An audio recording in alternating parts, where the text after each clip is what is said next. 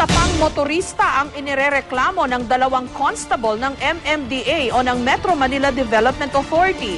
Nung sitahin daw kasi ang motorista, minura at tinangka pa raw nitong takasan ang mga tauhan ng MMDA. Bagay na itinatanggi naman ito.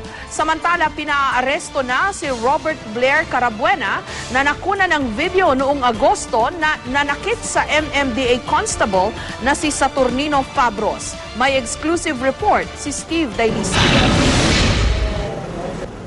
Pasado alas 8 ng umaga kanina nang sitahin ng mga MMDA constable ang driver ng isang puting van na si Eric Labapie.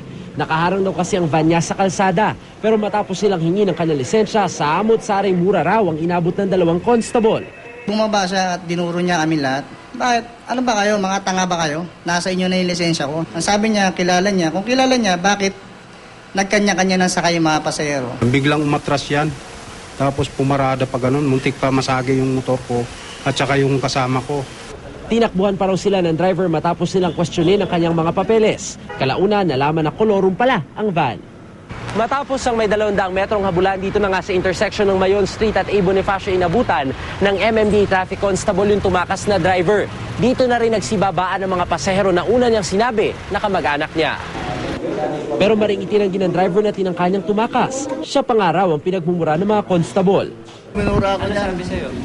Sabi sa kumuha ka na ng abogado mo. Naghahanap buhay na tayo pa konti-konti. Sir, ito ba kaso ng kulong? Paano yun? Ang sabi nila dinuro-duro mo raw sila. Baliktad yun sir, lahat na sinabi nila, baliktad sila yun. Gayunman, bukod sa patong-patong na traffic violation, naharap pa sa ibang kaso ang driver ng van. Pagiging kaso niya kung sakasakali yung resistance and disobedience. Kamakailan ilang MMDA constable ang nalagay sa alanganin. Gaya na lang ng constable na si Saturnino Fabros na nakuna ng video nitong Agosto na pinagbumura at pinagsasapak ng motoristang si Robert Blair Carabuena. Bagamat dati nang nag-public apology si Carabuena, di na po lingid sa karamihan ang aking ipinakitang di kagandahang asal noong 11 ng Agosto. Sa iyo, Mang Sani, at sa inyong 6 na anak, ako po ay humihingi ng inyong kapatawaran. Ipinaaresto pa rin siya ng Metropolitan Trial Court Branch 42 ng Quezon City. Mula nitong Lunes, hindi pa humaharap sa korte si Carabuena na kinasuhan ng direct assault upon an agent of a person in authority. Steve Dailisa, GMA News.